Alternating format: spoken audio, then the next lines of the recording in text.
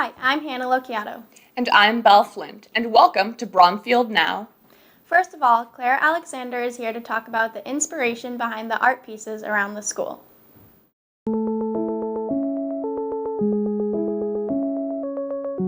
When I was young, I wanted to become a director. Years later, I became familiar with the notion of the starving artist and the fact that art is generally regarded as something that is very hard to be successful in. Now I'm a junior, and I am not planning to try to become a director.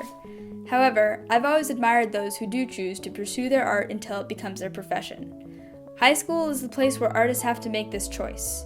The choice of whether to focus on art classes or academic classes, the choice of how much time outside of school to invest in art, and ultimately, the choice of whether or not to go to art school. Bromfield has a lot of great artists, and today I'm going to be interviewing two of them who have made the choice to turn their passion into their profession. Briefly introduce yourself and the type of art you make. My name is Emma Castle, and I am a junior this year. And the type of art I make is really a range of a ton of things. But the most important things to me that I make are things I do with India ink, or I make a lot of jewelry, which ranges from earrings to necklaces, all of those types of things.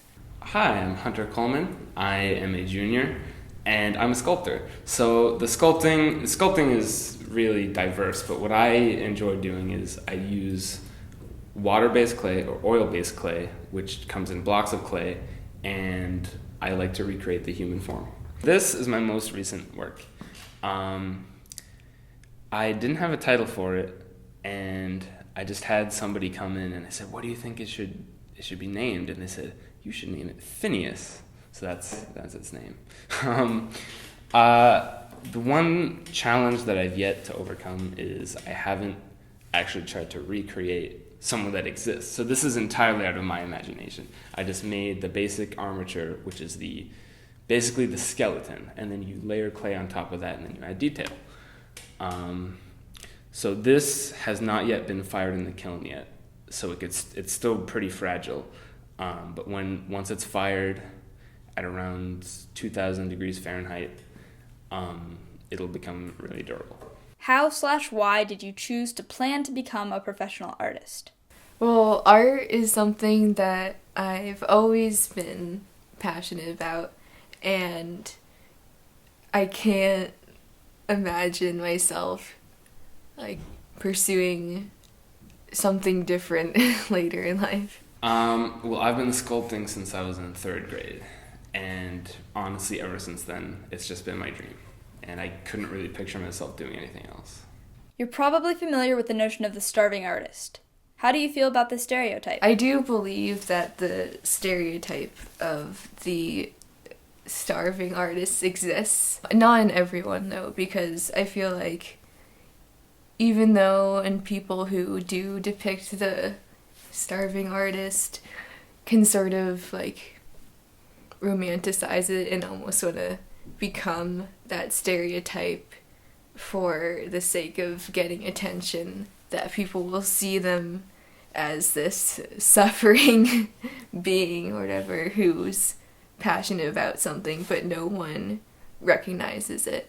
Well, I feel that it is accurate in a sense, but if people are worrying about it, my view is that if you're really passionate about something, if you're passionate about your art, life is too short to not take that opportunity and do it. So if you end up being a starving artist, but you're doing what you love, you're not starving. I would argue, and I think most people would agree with me on this, that art is inherently enjoyable. Even if it's just doodling in class, I think everyone, at least to some extent, enjoys creating things. And so if everyone likes art, then is the choice to become a professional artist an act of passion? Is the professional artists are more passionate about art than those who make art in their spare time? Or is it an act of bravery? Is it the professional artists are more brave than those who aren't planning to make a career surrounding art? I think that pursuing art as an adult is an act of bravery. That the people who do become artists, they are already passionate about their art.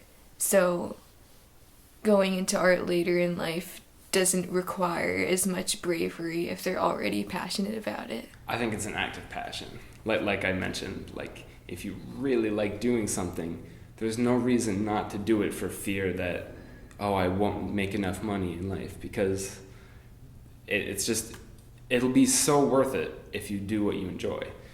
And I feel like the point of art is to make the world more beautiful. People go to art museums, and even not outside of art museums, just seeing art around you in the natural world. You look at art and you say, wow, that's beautiful. And even if you don't acknowledge it, it'll just subconsciously make you happier. So art is just something that we all need. Finally, do you have any advice for Bromfield students who are on the fence about pursuing art into and beyond college? I'd say that if you're interested in art, you definitely need to, try it out. Even if you find out you don't like it, you now know that you don't, and you try something new. Ask yourself if it's the number one thing that you want to do. And if nothing else interests you and this is your interest, you shouldn't substitute it for something that you don't enjoy doing. You never work a day in your life if you're doing what you love.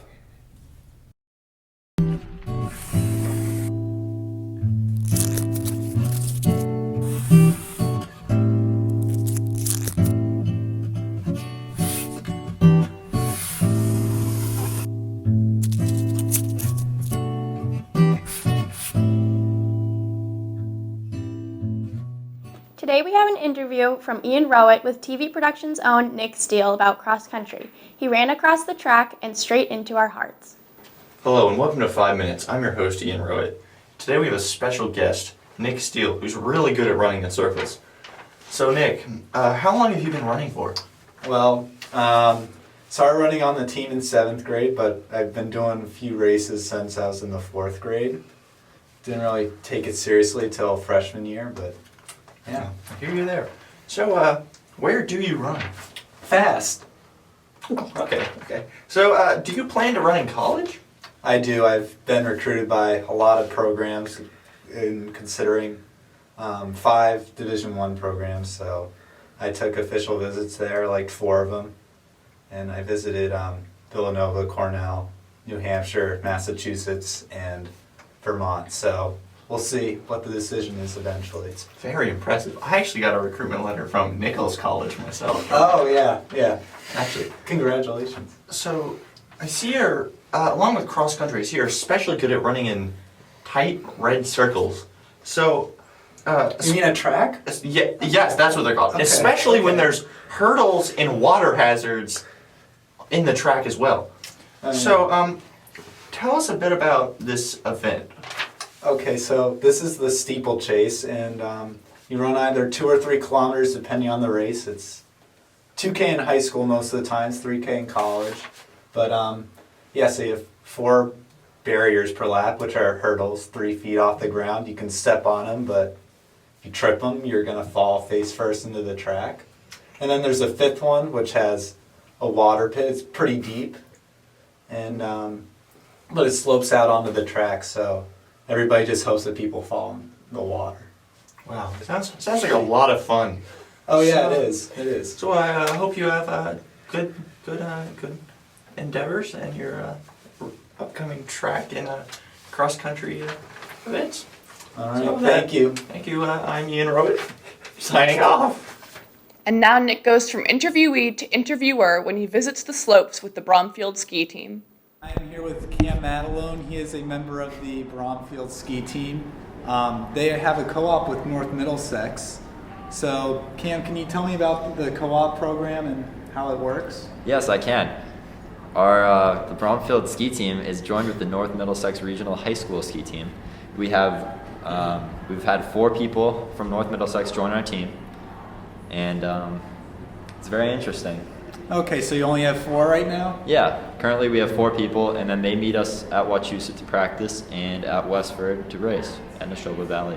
Okay, so it's been a pretty warm December so far, so what do you guys do when there's no snow? We pray to the snow gods. All right, that's legit. I do that too, and everybody else should as well. But so you guys lost 2 skiers that went to states last year, as well as one other varsity member. How do you guys plan to combat that? Well, we're going to have to pick up the slack, especially in slalom this year. And he's going to have to do really well, and I'm not going to have to fall this year. So I have to stay on my skis. Yeah. And Ben Williams is going to have to do much better in GS and slalom. Yeah. All right. So you've had a lot of young members on the team over the past few years, and they've grown into juniors and sophomores for the most part. So you guys expecting a lot of good results from them this year? Yeah, we're expecting a lot of good results from our freshman class with Jack Donaldson. We're expecting him to really step up this year and put some points on the board for the Bromfield North Middlesex ski team. Yeah. All right. So what are the team goals this year? Our team goals are always to make states no matter what, get as many races to states, and then qualify our team for states. All right. And you're the top, if not one of the top individuals on the team. So are you looking to get there for sure? Of course. Yeah. All right. Well, good luck this year. Thank you, Nick. Yep. No problem. We miss you. Bromfield girls basketball is 1-1. Bromfield boys basketball is also 1-1. And the boys and girls indoor track suffered a loss this past weekend against Lunenburg.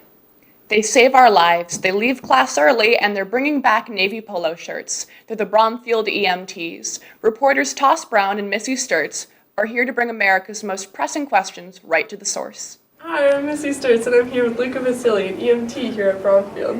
What grade are you in? I'm a senior. When did you start this program? I started taking the classes when I was a junior, so last year. Oh, how did you get involved with this? I've always seen the EMTs around the school, and I thought it would be interesting to take the class. And one of my friends actually took it and recommended it. Do you plan on having a career in medical? I'm not sure yet. I might want to study it in college, but I think it'll probably end after this. It's a good experience, though. Have you ever driven the ambulance? I have not driven the ambulance. You have to be outside of Bromfield and graduated to be able to drive it. Do you have any interesting stories? Not a lot that I can share, but in Harvard, it's a pretty small town, so we don't get a lot of interesting calls. And it's mostly small stuff, but when the big stuff does come, there's always a lot of people that get out and volunteer for it. It's a good community of EMTs. Thank you for being here with us. Now I'm here with Shane Picarillo, an EMT trainee. What grade are you in? I'm a 9th grader. 9th grader? When did you start the course? About 2 months ago. How often do you go to the classes? It's every Wednesday and Sunday for 4 hours. 4 hours. And when will the course end? Around January. So, will you be a certified EMT after that? yes. Cool stuff. Do you like the classes? Yeah, it's really tiring though because it's 6 to 10 at night, and also, but the instructors are a lot of fun, so it's easy to do the work. Thanks for being with us here today. So now I'm here with James O'Shea, EMT extraordinaire. What grade are you in? I'm a senior. When did you start this program? I started last year in the fall. Why did you want to join this program? I thought it would be good. Do you plan on having a career in this field? I think it's definitely a possibility. Do you have any interesting stories you want to share with us? I don't have any interesting stories to share with you. I've had the blandest experience as an EMT. Okay, cool. Are you single? Yes. Ready That's to go? right, ladies. All of this can be yours and more. Mostly more. Okay. Thanks for being with us here today. Anytime. Peace out. And lastly, our very own Isabel Reeves is ready and willing to close up this broadcast with some holiday cheer. Oh, I didn't see you there. I'm your host, Pamela, and this is Cooking Today.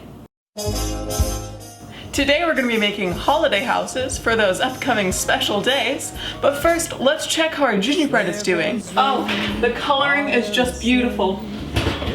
Come, take a smell. Now that our gingerbread has cooled down, we're going to start assembling, so let's take a closer look. We're just going to start putting some icing down on the tray here. just to get this party started. And brilliant. Put this little side of the house down. Cute little windows. Here we go. Nice. And there we go. We're just gonna put one half of the house down for the back. Whoopsie daisy. Here we go. Look at that. Beautiful, wholesome gingerbread house. All right, so now that we've got our main structure done, we're just gonna go ahead and wait to put the roof on and let this cool a little bit. Oh God. So while the house solidifies a little bit, we're gonna take a look at our candy choices and maybe start planning where we're gonna put them. All right, so we're back from break and we have fully assembled our gingerbread house, and you know what that means. It's time for decoration.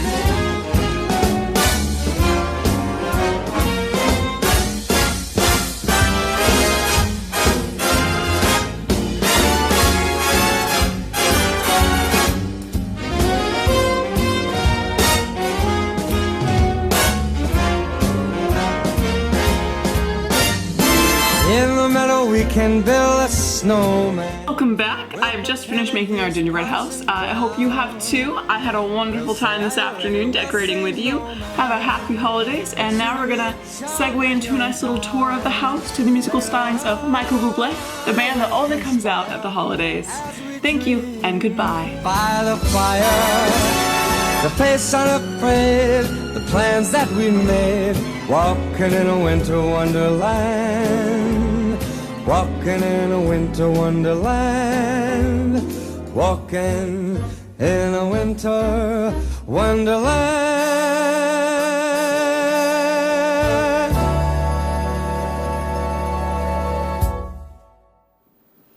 I'm Hannah Locchiato. I'm Belle Flint. Happy holidays from Bromfield Now.